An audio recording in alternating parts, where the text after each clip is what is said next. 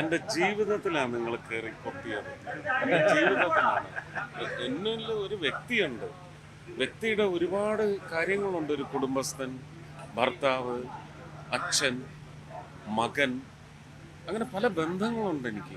അതിനെല്ലാം ഹനിക്കുന്ന രീതിയിലാണ് ഞാൻ എന്ത് തെറ്റ് ചെയ്തിട്ട്. എവിടം മുതൽ നിങ്ങളിത് തുടങ്ങി? കിരീടം, കലാമണ്ഡലം ഗോപിയാശാൻ, RLV രാമകൃഷ്ണൻ, എവിടെയൊക്കെ നിങ്ങൾ കയറി? അതിന് ഞാൻ എന്ത് പാപം ചെയ്തു? അതുകൊണ്ടല്ല ഇന്നിപ്പോ ബി ഗോപാലകൃഷ്ണൻ പറഞ്ഞു ഈ വോട്ട് രാജ്യത്ത് എവിടെ നിന്ന് വോട്ട് ചേർത്താലും കുഴപ്പമില്ല. വിമർശിക്കില്ല ഞാൻ ആരെയും.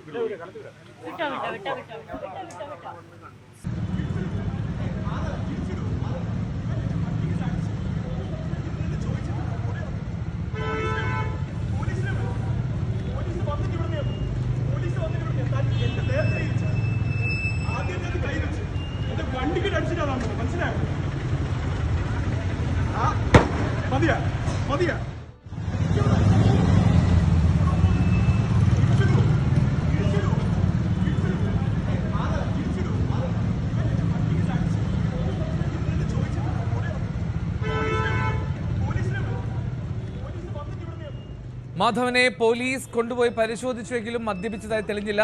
മാധവനും വിനോദ് കൃഷ്ണയ്ക്കും പരാതിയില്ലെന്ന് അറിയിച്ചതിനാൽ വിട്ടയച്ചുവെന്നാണ് പോലീസിന്റെ വിശദീകരണം. പരാതിയില്ലെന്ന് വിനോദ് കൃഷ്ണയും പ്രതികരിച്ചു. ഞാൻ ശാസ്ത്രമംഗല ഭാഗത്തേക്ക് പോയിട്ട് അവിടെ വേദികയുടെ ഫ്രണ്ടിൽ നിന്ന് ഞാൻ U-ടേൺ എടുത്ത് വെള്ളയമ്പലം ഭാഗത്തേക്ക് വരികയാണ്. അപ്പം മറ്റൊരു വാഹനം വെള്ളയമ്പലം ഭാഗത്തുനിന്ന് ശാസ്ത്രമംഗലത്ത് നിന്ന് വെള്ളയമ്പലം ഭാഗത്തേക്ക് വണ്ടി ഓടിച്ചു വരും. അപ്പം ഞാൻ അവിടുന്ന് U-ടേൺ എടുത്ത് ട്രാക്ക് സെക്കൻഡിൽ നിന്നാണ് ഞാൻ സ്ലോയിൽ വരുന്ന ട്രാക്കിലേക്കാണ് ഞാൻ വാഹനം ഓടിച്ചു വരുന്നത്. ആ സമയത്ത് ട്രാക്ക് ഒന്നിൽ കൂടെ പോവുകയായിരുന്ന ഈ ചെറുപ്പക്കാരൻ വാഹനത്തിൽ ഗ്ലാസ് താഴ്ത്തി വളരെ സ്ലോയിൽ എൻ്റെ വണ്ടിയോടൊപ്പം ഓടിച്ചുകൊണ്ട് ഉച്ചത്തിൽ എന്തൊക്കെ പറയുന്നു. അപ്പം ഞാൻ ആദ്യം കരുതുന്ന എൻ്റെ വണ്ടിയുടെ ഡോർ തുറന്നിരിക്കുകയോ മറ്റെന്തോ ആണെന്ന് കരുതിയാണ് ഞാൻ വാഹനം ഗ്ലാസ് താഴ്ത്തി എന്താണെന്ന് ചോദിക്കുമ്പോൾ ഇയാൾ ഒച്ചയെടുത്ത് ട്രാക്ക് നോക്കി വണ്ടി ഓടിക്കണം, നിന്നെ ആരുടെ ഡ്രൈവിംഗ് ലൈസൻസ് എന്നൊക്കെ പറഞ്ഞ് ഒച്ചയെടുത്ത് സംസാരിക്കുന്നു. ഈ അവസരത്തിൽ ഞാനും തിരിച്ചവരോട് കയർത്ത് സംസാരിക്കുന്നതാണ്.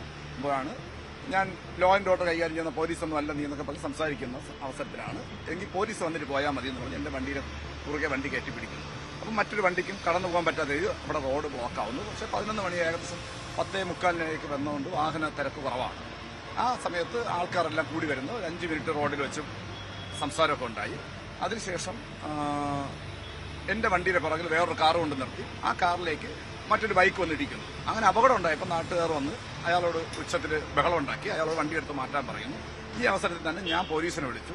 ഒരു ചെറുപ്പക്കാരൻ ഇതുപോലെയാണ്. പക്ഷേ എനിക്ക് ആളിനെ തിരിച്ചറിഞ്ഞു. പക്ഷേ ഞാനത് ഇന്നാളുടെ മകനാണെന്ന് പറഞ്ഞില്ല. ഒരു ചെറുപ്പക്കാരൻ റോഡിൽ ബ്ലോക്ക് ചെയ്ത് വണ്ടി ഇട്ട് ബഹളം ഉണ്ടാക്കുകയാണ്. ഒന്ന് പോലീസ് വരണമെന്ന് പറയുന്നു.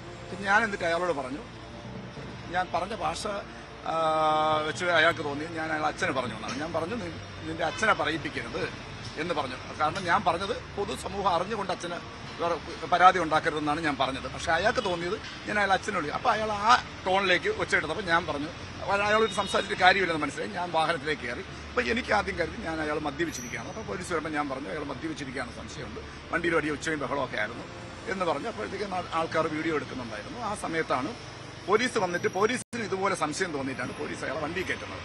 ആ അവസരത്തിൽ എന്നോട് പറഞ്ഞു പിറകിൽ വരാൻ പറഞ്ഞു. അവിടെ ചെല്ലുമ്പോഴത്തേക്ക് അയാൾ വിളിച്ചു വരുത്തിയനുസരിച്ച് അയാളുടെ വീട്ടുകാരെല്ലാം അവിടെ വന്നു.